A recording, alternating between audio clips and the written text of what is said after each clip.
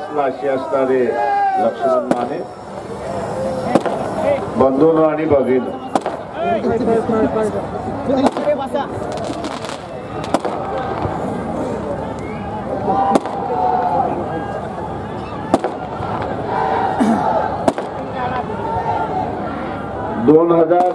मध्ये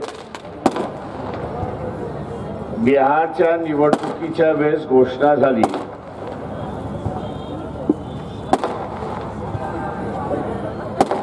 की संविधानाची समीक्षा झाली पाहिजे. ओटामध्ये जे होतं ते ओटावरती आलं, RSSच्या पोटामध्ये होतं ते ओटावरती आलं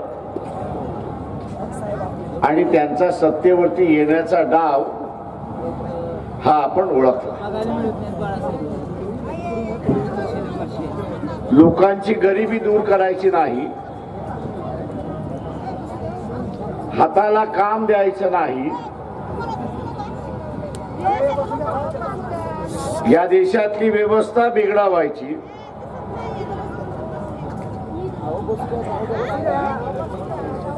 देशाची व्यवस्था बिघडवायची आणि देशाची व्यवस्था बिघडून या देशातली घटना बदलायचा हा कट कारस्थान आपण ओळखला आणि 2019ला तो कायमचा काढणार ही खुणगाठ आपण या ठिकाणी बांधली.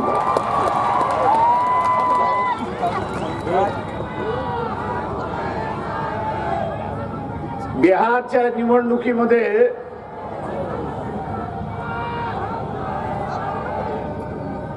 संविधान समीक्षा घोषणा झाल्यानंतर हारले,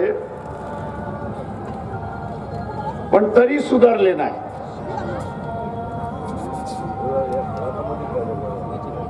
बिहारच्या निवडणुकीमध्ये हारले, पण RSS BJP वाले सुधारले नाहीत. पुन्हा दुजोरा चालू ठेवला की 2019ला आम्ही पुन्हा सत्तेवरती येऊ आणि 2024ला या देशाची घटना आम्ही बदलणार म्हणून त्या ठिकाणी सांगण्यात आलं. इथे आम्ही सुद्धा चंग बांधला की काँग्रेसवाल्यांनी आजपर्यंत RSSला संविधान चॅलेंज करण्याची संधी दिली, संविधान चॅलेंज करण्याची संधी दिली. काँग्रेसवाले समझोता म्हणतायत. काँग्रेसवाल्यांना मी म्हणतोय, या RSSला संविधानाच्या चौकटीमध्ये कसा आणायचा याचा पहिल्यांदा आराखडा द्या.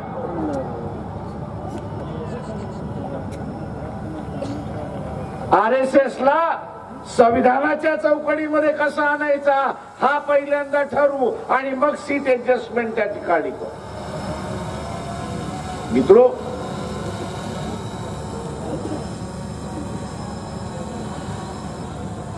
पण काँग्रेस त्याच्यावरती बोलायला तयार नाही. MIMचे आड लपले. MIM असेल तर आम्ही समझोता करू शकत नाही. नांदेडला असताना ओवैसी साहेबांनी ते सुद्धा दूर केलं आणि आज पुन्हा काही बोलत.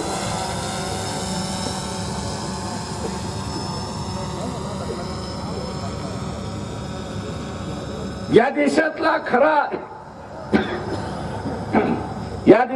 खरा प्रश्न काही असेल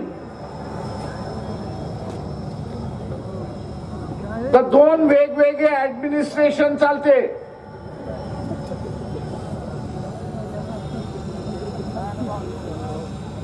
दोन वेगवेगळं ऍडमिनिस्ट्रेशन चालतं, शासन चालतं. एक शासन संविधानाच्या अंतर्गत राष्ट्रपती चालवतो, संविधानाच्या अंतर्गत राष्ट्रपती चालवतो आणि त्याला पॅरलल समांतर शासन हे मोहन भागवत चालवतात. हे आपण असताना लक्षात घ्या. समांतर शासन हे मोहन भागवत चालवतो. याच पुण्यामध्ये एल्गार परिषद झाली. कोळसे पाटील असेल,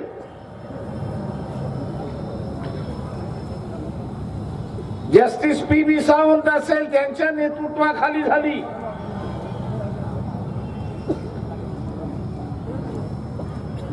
आणि त्याला नाव द्यायला लागले की हे असणारं नक्षलवाद्यांच्या. पण मागच्या आठवड्यामध्ये डोंबिवलीला कुलकर्णी नावाचा RSS बीजेपीच्या कार्यकर्त्यामध्ये हत्यारं सापडली.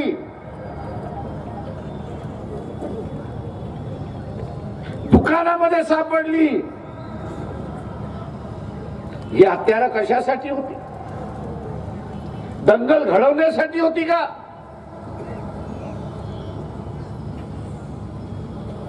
हत्याराची गरज काय हे RSS बीजेपी वाल्यांनी सांगावं. सगळ्यात सुरक्षित कोण असेल तर हा RSS वाला सुरक्षित आहे. मग हत्यारं कशासाठी? याला मी असताना म्हणतो पॅरलल सरकार, समांतर सरकार. आणि या समांतर सरकारच्या विरोधात काँग्रेसवाल्यांनी काही पावलं उचलली नाही.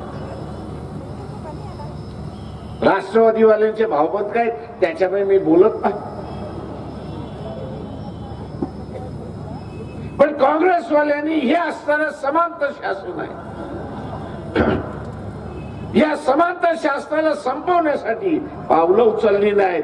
आज आमच्याशी युती करा असं तुम्ही म्हणताय, त्यावेळेस आम्ही असताना म्हणतो पहिल्यांदा हे समांतर शासन संपलं पाहिजे. आणि समांतर शासन संपलं तर या देशामधलं संविधान कायम चालू राहतं हे आपण असताना लक्षात घ्या. कायम चालू राहतं हे लक्षात घ्या. आज RSS वाल्यांकडे हत्यारे मिळाली. एखाद्या मुसलमानाकडे मिळाली असती तर तो टेररिस्ट म्हणून घोषित झाला. एखाद्या मुसलमानाच्या घरामध्ये मिळाली असती तर तो आतंकवादी म्हणून घोषित झाला असता. आणि मग RSS वाल्याच्या घरामध्ये मिळाल्यानंतर ते RSS टेररिस्ट आहे असं का आम्ही म्हणता का?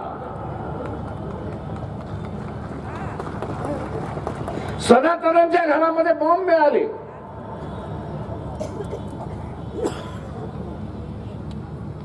पण अजून कोणीही वर्तमानपत्रामध्ये लिहायला तयार नाही की हे सनातन हे RSS एक टेररिस्ट ऑर्गनायझेशन आहे असं म्हणायला तयार नाही.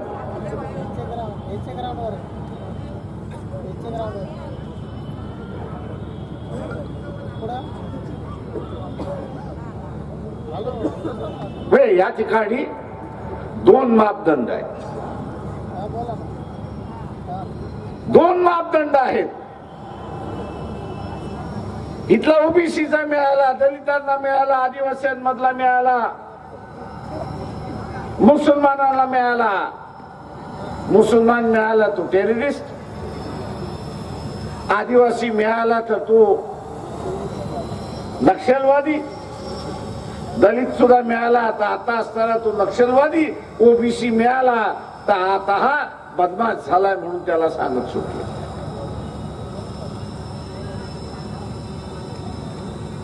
मला एक फार मोठा पोलीस अधिकारी मिळाला.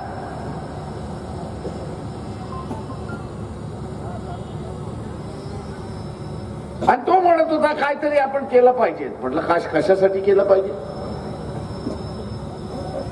नाही, या देशामध्ये फार मोठा उठाव होतोय. म्हटलं कसला उठाव? नाही, गरीब माणसं जी आहेत, उपेक्षित माणसं जी आहेत, वंचित माणसं जी आहेत ते आपल्या अधिकारासाठी लढायला निघणार आहेत. तर म्हटलं चांगली गोष्ट, लोकशाहीने हा त्याला अधिकार दिलेला आहे. नाही पण हा सगळा समूह उठला तर या देशामध्ये काय होईल? म्हटलं माझ्या दृष्टीने काहीच होणार नाही. तो म्हटला कसं होणार नाही. मी म्हटलं का कसं होणार नाही. तो असं म्हणाला की हा वंचित समूह उद्याच्या सत्तेमध्ये जायला लागला, सत्तेमध्ये बसला तर सत्तेमध्ये बसले त्यांचं काय होणार.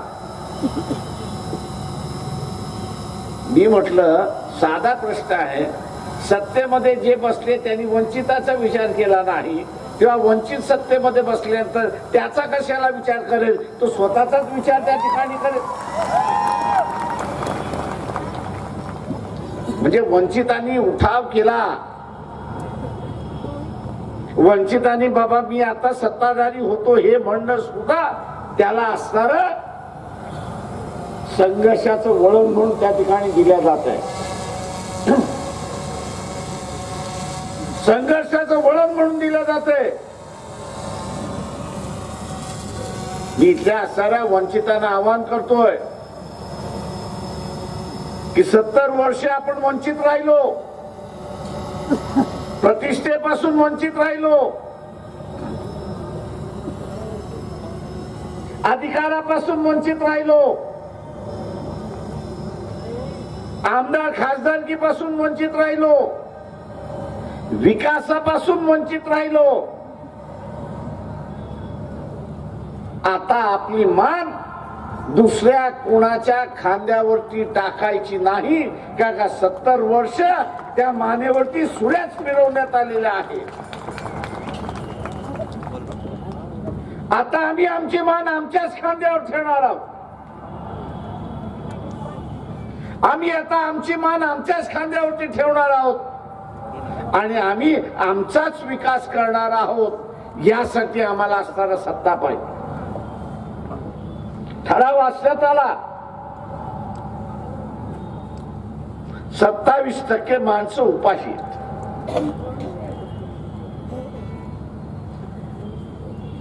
मावळ आहे, आंबेगाव आहे, आदिवासी आहेत. सत्तेचं हे माहेरघर आहे. पुणे जिल्हा हे सत्तेचं माहेरघर आहे. पण या सत्तेच्या माहेरघरामध्ये कुपोषणातून किती बालकां दगावतात याची आकडेवारी आहे. याची कधी वर्तमानपत्रामध्ये चर्चा होते. कुपोषणाची चर्चा झाली की नंदुरबार, कुपोषणाची चर्चा झाली तर मेळघाट, कुपोषणाची चर्चा झाली की गडचिरोली. पण पालघर मध्ये झालेलं कुपोषण कोणी बघत नाही. कल्याण मध्ये झालेलं कुपोषण कोणी बघत नाही. नाशिक जिल्ह्यामध्ये झालेलं असणारं कुपोषण कोणी बघत नाही. आणि पुणे जिल्ह्यामधलं झालेलं कुपोषण याच्या आकडेवारीस येत नाही. कारण का या महाराष्ट्रातला जाणता राजा राहतो म्हणून असं सांगितलं जातं.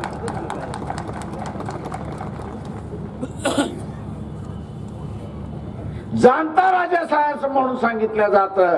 या जाणत्या राजाला या जिल्ह्यामध्ये आदिवासी आहेत आणि त्यांचं कुपोषण आहे याची जाणीव सुद्धा नाही. अशी परिस्थिती. आम्ही 30-30 वर्ष सत्ता भोगली म्हणून सांग,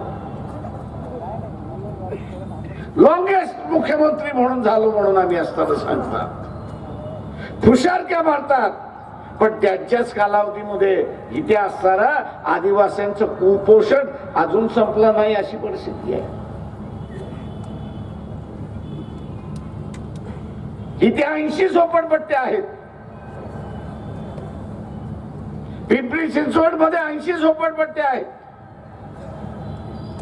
कधी हे सारे लागतील काय माहित नाही. ब्रिटिशांनी मुंबईमध्ये गिरणी कामगारांसाठी बीडीडीचे खुराडे बांधले. बीडीडीचे असणारे खुराडे बांधले. त्या बीडीडीचा इतिहास कोणीतरी लिहावा. 10 बाय 10च्या खोलीमध्ये 50 माणसं राहत होती आणि ती शिफ्ट प्रमाणे राहतो. शिफ्ट वरनं माणूस आला की तो लात मारायचा, म्हणायचं उठ आता जा, मला झोपायची वेळ झाली. इथल्या सत्ताधाऱ्याने ऐसारे खाली नवीन खुराडे बांधायची सुरुवात केली. नवीन खुराडे बांधायला सुरुवात त्या ठिकाणी केली आणि सांगतात आहे की आम्ही ह्या शहरांचा विकास करतोय. अरे बाबा, पण पहिल्यांदा हेच सांगा, एका कुटुंबाला मानाने सन्मानाने राहण्यासाठी जागा किती लागते हे तर सांगा. झोपडपट्ट्या उठवायच्या आणि बिल्डरच्या घशात भरायच्या. गरीबाला गरीब करायचं आणि श्रीमंताला श्रीमंत करायचं, या धोरणातून आम्ही बाहेर पडतोय. आणि म्हणून त्या पोलीस अधिकाऱ्याला म्हटलं की शोषणाचा अंत कधी नाही कधीतरी होतो. शोषणाचा अंत कधी नाही कधीतरी होतो आणि या शोषणाच्या अंताला सुरुवात झाली एवढं असताना लक्षात घ्या. म्हटलं तुझी मानसिकता बदल.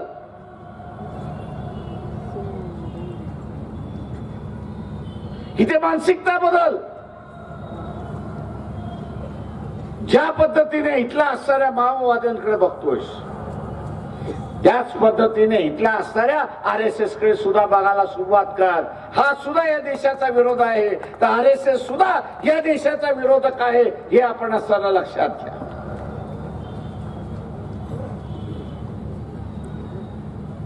गरिबांनी आवाज उठवला, वंचितांनी आवाज उठवला, तर आज हलचल मचायला लागली. हलचल काय मचायला लागली?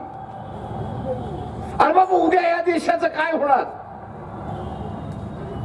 तुम्ही राज्य जे करत होता, जे झालं तेच त्याच्याशिवाय नवीन काय आहे त्याच्यामध्ये? तुम्ही राज्य करत असताना इथे काय सोन्याची कोंबडी होती आणि ती सोन्याचं अंड देत होती, आणि वंचितांचं राज्य आलं ते हे सोन्याची कोंबडी खाणार आहेत का? अशी परिस्थिती आहे.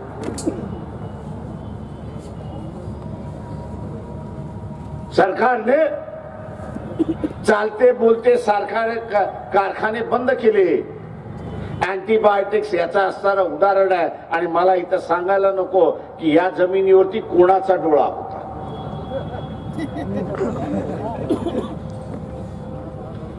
मला नाव घेण्याची गरज नाही.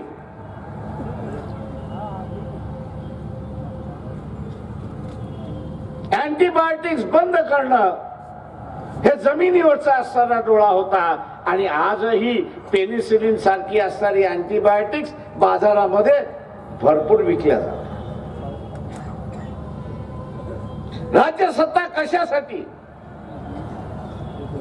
लोकांचं कल्याण करण्यासाठी नव्हती, लोकांच्या हाताला काम देण्यासाठी नव्हती, तर जे काही जुन्या पिढीने सरकारच्या नावाने निर्माण केलं होतं ते विकण्यासाठी होती. अशी परिस्थिती होती. इथले भले भले सत्ताधारी निवडणूक लढवणार आहेत, भले भले सत्ताधारी इथे निवडणूक लढवणार आहेत. त्यांना मी असताना विचारतो की सहकारी कारखाने मोडले, खादलेत आणि त्याच जागी खासगी कारखाने सुरुवात झाले, याचं गमक तर आम्हाला सांगा. सहकाराची चळवळ मोडली आणि खासगी चळवळ या ठिकाणी सुरुवात झाली. मी आपल्याला एवढं असताना सांगतो की आम्ही सत्तेवरती आलो तर हे खासगीकरण बंद केल्या जाईल आणि कॉन्ट्रॅक्टवरचा कामगार हा परमनंट केला जाईल.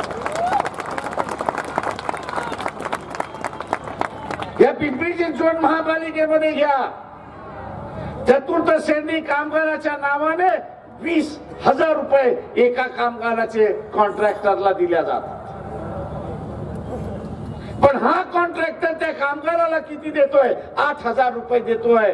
मिनिमम वेजेस सुद्धा देत नाही अशी असताना पण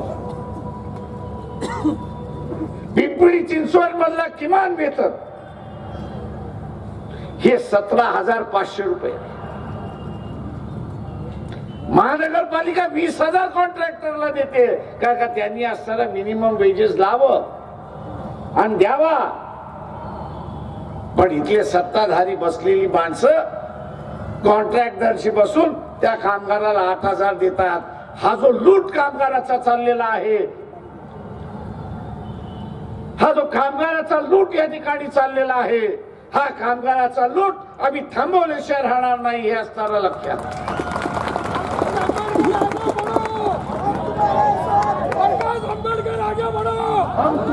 मित्रों,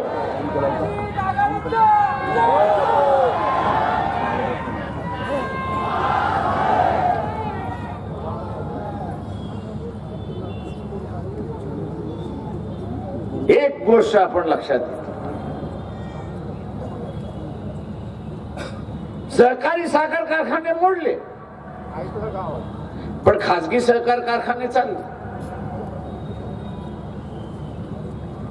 सत्ता, राजकीय सत्ता आणि आर्थिक सत्ता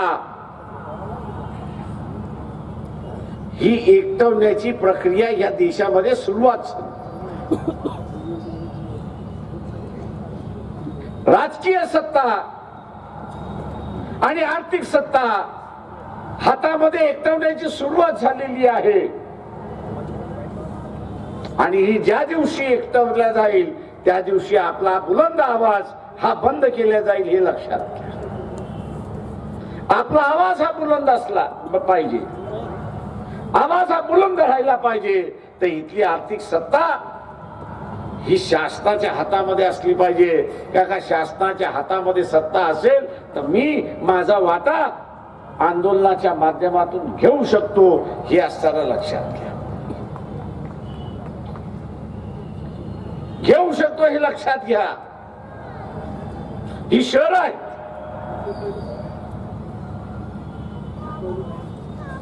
मानाने सन्मानाने कामगाराला जगायला जागा पाहिजे ती ठरवा. मागच्या सरकारला मी असताना म्हणालो की बाबा SRA येण्याच्या अगोदर पहिल्यांदा आपण असताना ठरवू की एका कुटुंबाला मानाने सन्मानाने जगण्यासाठी जागा किती लागते हे सांगा.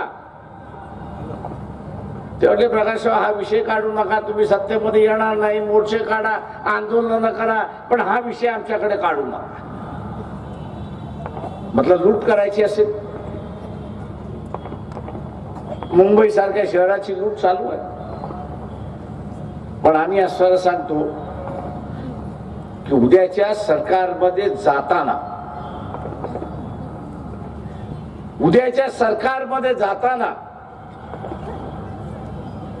शहरामधल्या राहणाऱ्या माणसाला, शहरामध्ये राहणाऱ्या कुटुंबाला मानाने सन्मानाने किती स्क्वेअर फूट जागा पाहिजे आणि लागेल याचा निर्णय आम्ही पहिल्यांदा करायला लावू एवढं असताना लक्षात घ्या. ब्रिटिशांचे खुराडे आम्ही बघितले, आता नव्याने ब्रिटिशांचे खुराडे आम्हाला, नव्याने ब्रिटिशांचे खुराडे या ठिकाणी नको आहेत. या देशाचे मालक आम्ही आहोत, या देशाचे मालक आम्ही आहोत आणि म्हणून मानाने सन्मानाने राहण्याचा अधिकार हा आमचा आहे. आणि आज आपण असताना लक्षात घ्या, काँग्रेस असेल, राष्ट्रवादी असेल, बिल्डरांची पार्टी आहे, बिल्डरांची पार्टी आहे, डेव्हलपरांची पार्टी आहे. त्याच नादाने इथला असणारा बीजेपी वाले चाललेत आणि NCP आणि SS वाले शिवसेना ही चालली. कालची कल्याणची सभा जी झाली ती चिडून झालेली असताना सभा, आगरी आणि कोळी तिथला आला होता. मुंबई ही आगऱ्यांची, कोळ्यांची, भंडाऱ्यांची, आदिवासींची आणि ईस्ट इंडिया यांची. अनेक पत्रकार म्हटले ईस्ट इंडिया काय, मी त्यांना म्हटलं आदिवासींमधलं, आग्र्यांमधलं, कोळ्यांमधलं, भंडाऱ्यांमधलं जो कोणी ख्रिश्चन झाला त्याला ईस्ट इंडिया म्हणतात, मुंबई सारख्या आणि कल्याण सारख्या शहरामध्ये. हा तिथला वतनदार आहे.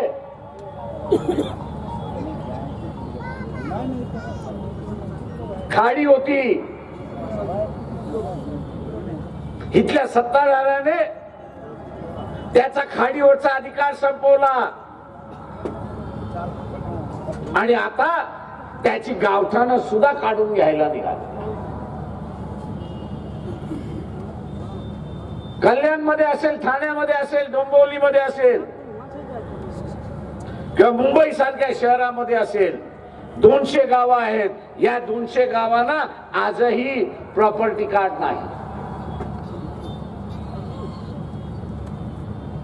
आजही प्रॉपर्टी कार्ड नाही, गावठाणाचं प्रॉपर्टी कार्ड नाही.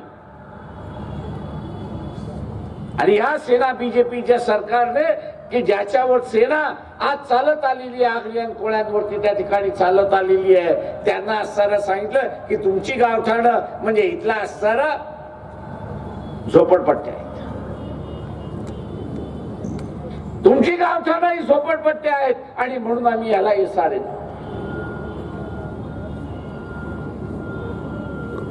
तो आगरी आणि कोळी हीच अपेक्षा करत होता की आमच्या गावठाण्याला यांनी झोपडपट्ट्या म्हणू नये आणि एसारे लावू नये, याच्या विरोधातली ती असणारी कालची सवय. राग आणि चीड आता असताना जनतेमध्ये भरलेला आहे. पोलीसवाल्यांना मी असताना सांगतोय, कृपा करून असताना हा उद्रेक आहे असंच फक्त समजा. पोलीसवाला सुद्धा आज लढलाय, पिडलाय, सगळ्याच गोष्टी आहेत. इथलं सरकार त्याला असणारे हे करते. आमच्या पाठीमागे ज्यावेळेस गाड्या लावतात त्या पोलिसाला म्हणतो कशाला गाडीने येतोय, तू जा ना आपला घरी विचार. तो म्हणतो तुम्ही पहिले भेटलेला की आम्हाला घरी पाठवायला निघाले, नाही तर असताना आम्हाला 24-24 तास वापरणारे नेते आम्ही त्या ठिकाणी पाहिलेले आहेत.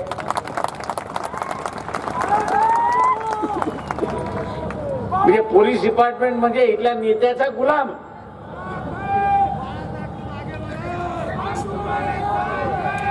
आणि म्हणून आज ही जी परिस्थिती आहे ती आपण लक्षात घेतली.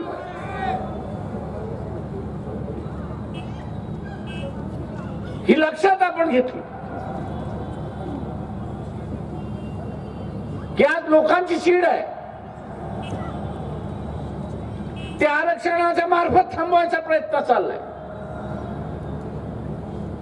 कोणी म्हटलं माझा विकास झाला नाही तर घे आरक्षण. हे आरक्षण म्हणजे खेळापत.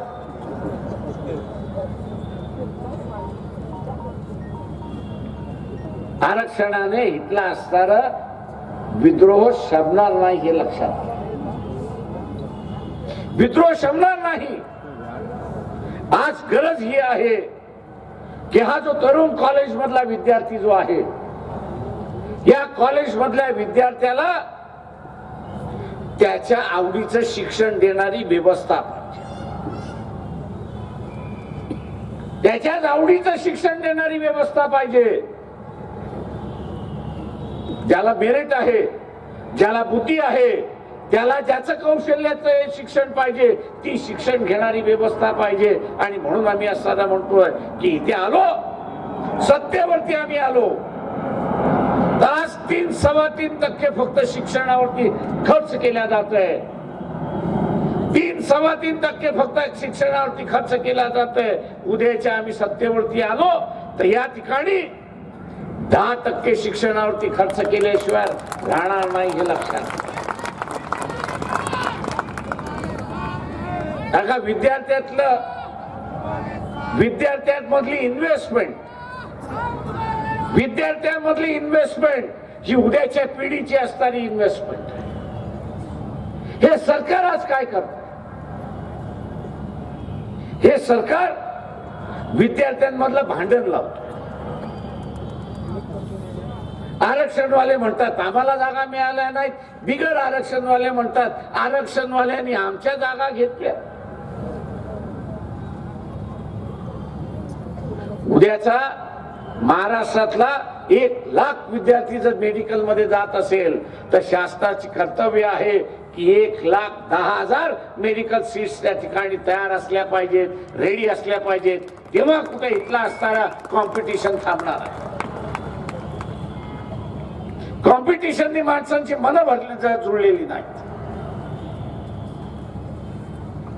कॉम्पिटिशनने इथली असणारी मनं जुळलेली नाहीत, तर कॉम्पिटिशनने इथली असणारी मनं विभक्त केलेली आहेत हे आपण लक्षात घ्या. आज विद्यार्थी म्हणतो की मला शिकवलं कोणी असेल तर माझ्या आईबापाने शिकवलं, पण माझ्या आईबापांनी शिकवत असताना बँकेतून कर्ज काढलं, तेव्हा आता माझा जे काही शिक्षणातून फायदा झालेला आहे तो मी आता लुटायसाठी वापरणार आहे. आणि म्हणून इथला डॉक्टर घ्या, इंजिनियर घ्या, आर्किटेक्ट घ्या, इतर कुठलाही घ्या, हा आता मानवतावादी राहिलेला नाही, तो इथला लुटारूंचा वर्ग उभा राहिला हे आपण लक्षात घ्या.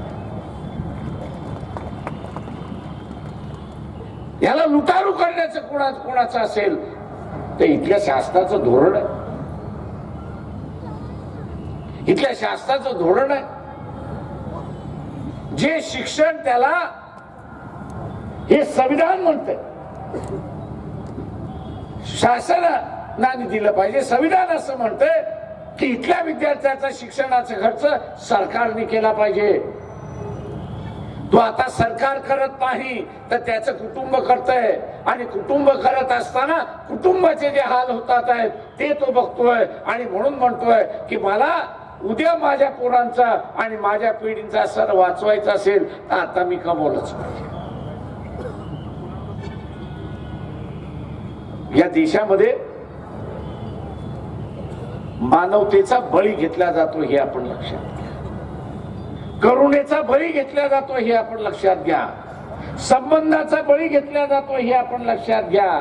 पुन्हा ही व्यवस्था निर्माण करणं ही आपली गरज आहे हे आपण लक्षात ठेवलं. भारतीय जनता पक्षाचं सरकार असेल, RSS वाल्यांचं सरकार असेल, ते जसं काँग्रेस मुक्त भारत असं म्हणतात तसं इथलं राजकारण मुसलमान विरहित राजकारण असताना ते त्या ठिकाणी म्हणतात. कोणाला तर तुम्ही बाहेर ठेवणार,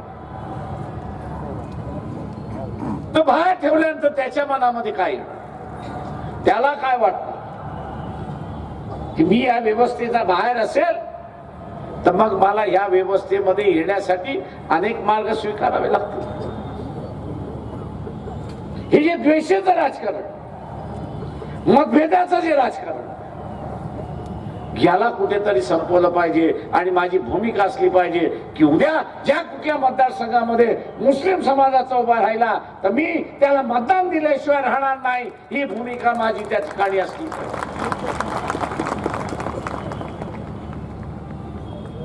इथे कुंभाराचा उमेदवार उभा राहिला, नाव्यातला असताना उभा राहतो, वडार समाजातला असताना उभा राहिला, त्याची 2-2, 3-3, 4-4 गावामध्ये घर आहेत. आपण हेच केलं पाहिजे की हा वंचितांमधला आहे, मीही वंचितामधला आहे, हाही वंचितातला आहे, मी वंचितातला आहे. आणि आमचा वंचितपणा जर संपवायचा असेल तर मी एकमेकाला मतदान दिलं पाहिजे हे असताना लक्षात घ्या. मी एकमेकाला मतदान दिलं पाहिजे, तेव्हा कुठं इथला वंचितपणा संपेल, अन्यथा संपणार नाही हे लक्षात